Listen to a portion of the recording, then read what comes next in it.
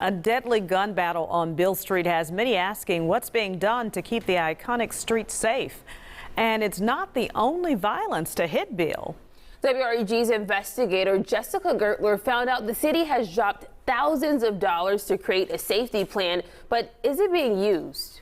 The sun's starting to rise, giving just enough light to see the massive police presence in the heart of Memphis. Around 2:15 a.m. on April 10th, police say these three suspects stepped foot onto Beale Street, and moments later, they were involved in a gun battle in front of the Green Room. Two groups fired back and forth. Officers joined in. There's like 2 or 3 different guns, and everybody just dropped. In total, 3 men were shot. Taquan Smith was killed.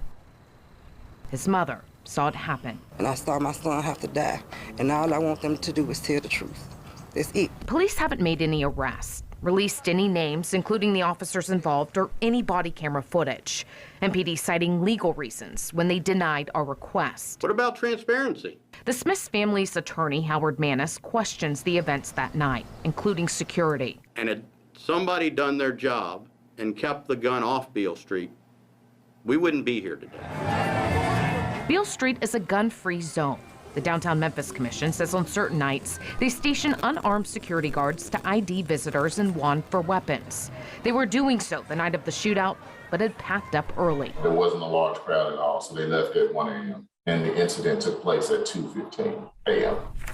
WREG investigators found at least 2 other times in the past year guns made it onto Beale, when a man reportedly pulled a gun on a bouncer and when another man pulled out a pistol inside another venue. What I can tell you is that we're doing everything that we can do to ensure that downtown continues to thrive. The DMC says security is now required to stay put from 8 p.m. until 3 a.m. on Fridays, Saturdays, and holiday weekends until September.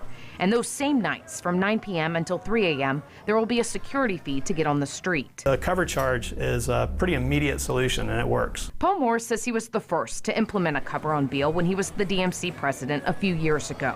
He says it helped with security issues. And what were those security issues? So the security issues all related to overcrowding.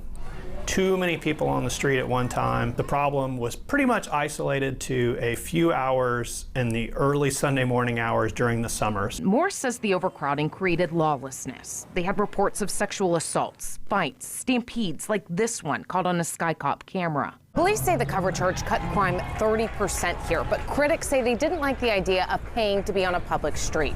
In 2017, the city council created a task force to study the cover charge and create a safety plan. The task force spent thousands of dollars to go to Bourbon Street in New Orleans to get ideas, and then thousands more to hire a consultant to advise them on crowd control and emergency planning.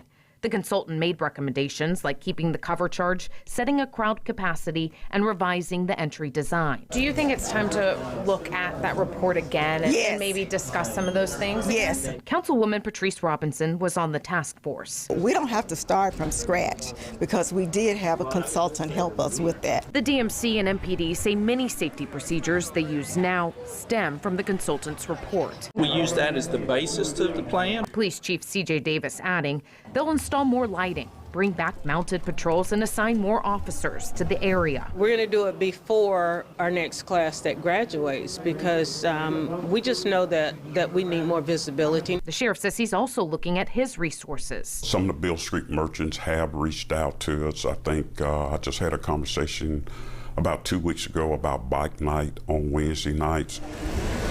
That morning, cleanup crews blew away the crime tape, cleaning the street of the chaos. But that doesn't erase what happened here and the importance of preventing it from happening again. Jessica Gertler, WREG, News Channel 3. More changes on Beale Street. The district attorney says she has not asked the TBI to get involved. That's because she and Memphis police say it wasn't a deadly officer-involved shooting. Smith's family has asked to see the body camera footage, but as of today, their attorney says that hasn't happened.